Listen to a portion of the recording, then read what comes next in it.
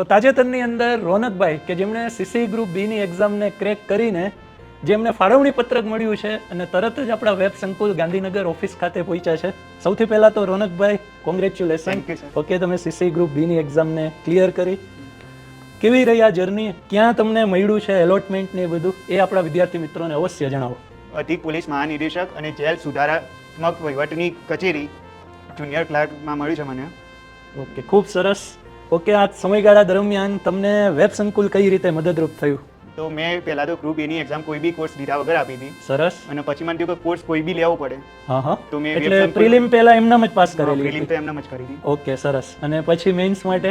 Mains માટે group any exam I think 25-11 આસપાસ હતી. હા હા. ત્યાર પછી મેં વેબ સંકુલનો પહેલા 2 મહિના માટે કોર્સ લીધો હતો અને પછી એક્સટેન્ડ કરીને વર્ષ માટે કરી દીધું. અને આજે તમે તૈયારી કેટલા સમયની અંદર આજે સીસી ગ્રુપને ટાર્ગેટ કર્યો હતો સીસીની એક્ઝામને? પ્રિલિમ પછી તરત એટલે કે 1 વર્ષ.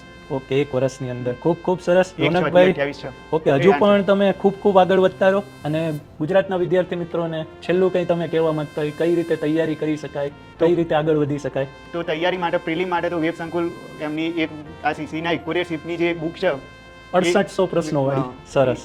એ રહી બુક તો એકવાર અચૂક કરી જોઈ. હા હા.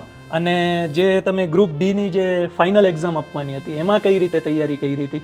એના માટે તો પહેલા તો વિડીયો આવે ને એ 2 ની સ્પીડે એકવાર જોઈ લેવાનું આખો. ઓકે. અને પછી 1 ની સ્પીડે જોઈને જોડે નોટ બનાવવાની. સરસ. અને એ ટૂંકમાં નોટ બનાવવાની.